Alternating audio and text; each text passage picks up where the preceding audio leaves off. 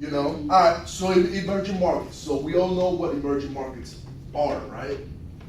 Yes. Wrong. We all don't know that. But I want to reiterate and let you guys know what they are. Emerging market is a nation, an economy that's not quite developed. And what I mean by developed is that it shares some of the characteristics of a developed market, but it's not quite there.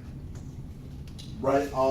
Whether it be due to lack of infrastructure, inadequate education, and things of that nature.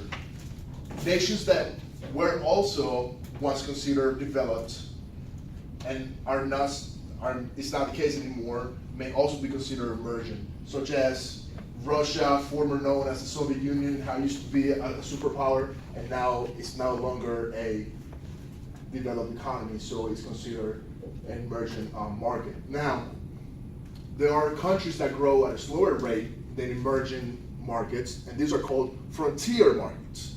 And these are the ones that are super, super slow growing, right? So some countries in not South Africa, but Southern Africa, Mid-Africa, some countries in Central America, and things of that nature, all right?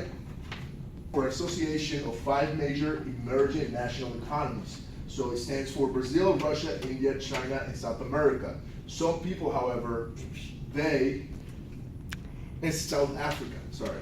Some people, however, they also include Indonesia into the equation as well. But I'm sticking to that format because I don't like to go against the grain. Developed countries. 4 key categories: economic, political, administrative, and social. So in a nutshell, the economic just encompasses the productivity levels of that country, how well they perform. That also ties into skills of workers, the human capital aspect of things. Political, like we talked about before, the political climate and how permissive the government is.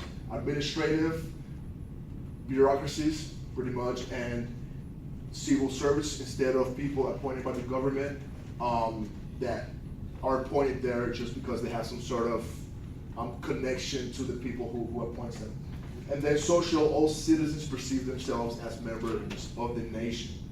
Okay, first of all, BRICS. It's like actually for like B as Brazil, R Russia. of Russia, I of India, C of China. If we have, then we can have BRICS. Correct. Then we are including Indonesia and we are including South Africa. So you shouldn't have South Africa there. Well, he could have put like BRICS. It's okay. It's good. Hey, you know what? You gotta put BR. Very good. My question for you. It is like out of the box question. This is related. Shh, guys, please. This is related to one concept we went over last week. You were not here, but we were talking about Hofstede's 6 cultural dimensions. And I really like how you have pointed out this social. All citizens perceive themselves as members of the nation. This is one of the characteristics of Hofstede's. Who can give me what characteristic is related to this? No. I'm a member of my nation. Freedom. Oh, huh. Cultural characteristic, but from the categories, you can go and check your notes. Free market. You got the male, female, what? Improving education. It's not more masculine or less masculine. No. No. Okay, question. What is it related? Power distance is not masculinity, it's not uncertainty avoidance. No. Who said individualism, collectivism? Patrick. So it's collectivism. I mean, student. Students. A student. Correct. This is part of collectivism. We were checking that the other day. It's like, how do they perceive themselves? I'm part of a community. I'm doing this for the good of the nation, for my family, yes, but for the good of the nation. Okay? Collectivism. It's a big, well pointed out characteristic of an emerging country. Okay? Collectivism. strata of the general population, right? So in emerging countries, it is very predominant to have lower middle, and relatively low upper class incomes in those countries as compared to the developed countries, right? So for example, in a developed country, a upper class guy might maybe making $100,000 a year, whereas in an emerging economy, the upper class might make $30,000 a year, right? So, Or Christine, 10,000. oh, right. I mean, also, low levels of quality of living is represented by low income, poor health, and inadequate education. And this is very predominant in developing markets, economies.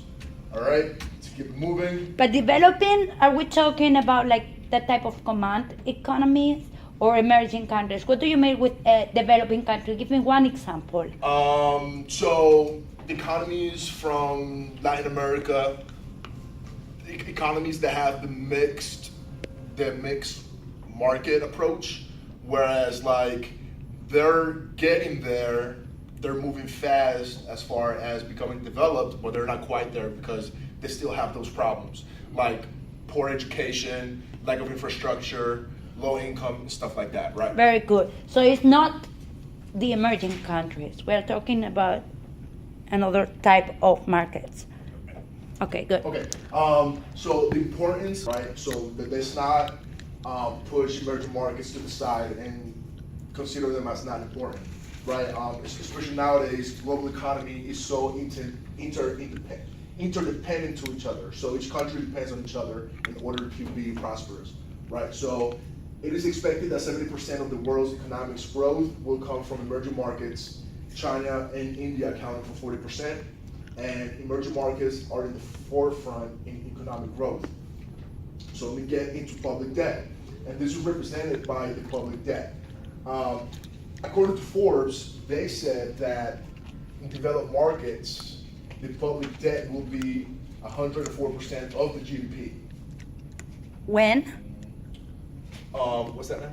When? Oh, I think, I didn't put it there, but I think they said by 2018. That's Okay. how it's going to be. Near Whereas, future. in contrast, emerging markets will have 28.71% of their GDP as public debt. Is the United States owing a lot of money to China? That's a prime example of it, right? So,